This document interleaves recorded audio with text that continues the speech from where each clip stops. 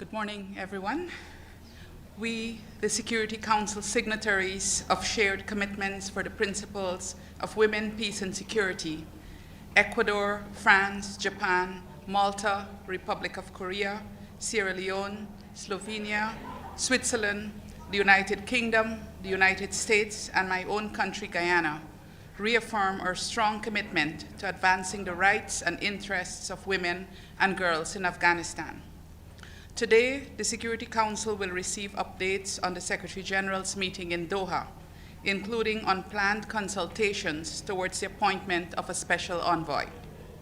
It must be underscored that sustainable peace, stability, and development in Afghanistan can only be achieved if there is an inclusive political process underpinned by respect for the rule of law and the human rights of all Afghan people, a process in which the rights of women and girls are fully respected and the voices of all Afghans are represented.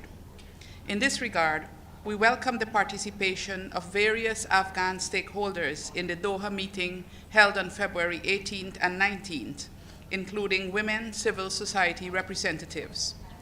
We strongly condemn the Taliban's continued systemic gender discrimination and oppression of women and girls in Afghanistan, and demand that the Taliban immediately rescind all policies and decrees that repress women and girls, including restrictions on education at secondary and tertiary levels, women's right to work, freedom of movement, and freedom of expression. Women and girls must have full exercise of their human rights and fundamental freedoms in public, political, economic, cultural, and social life.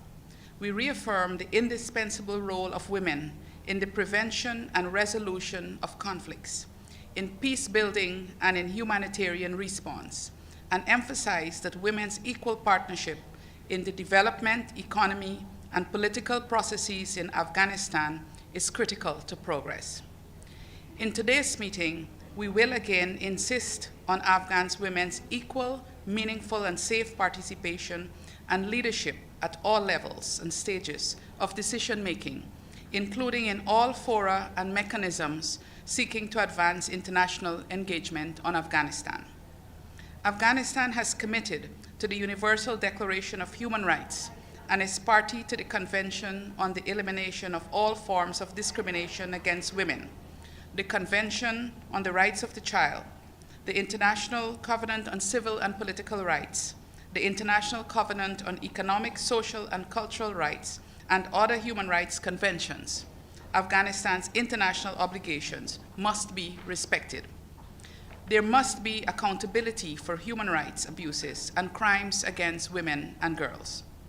Harsh winter conditions and natural disasters are compounding the already dire humanitarian situation in Afghanistan.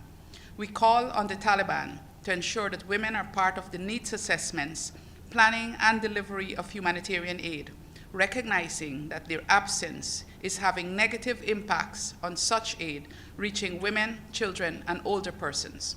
We reaffirm the critical importance of UNAMA's work and commend the extraordinary efforts of UNAMA, other United Nations agencies, and the Special Rapporteur on the situation of human rights in Afghanistan in support of Afghan women and girls.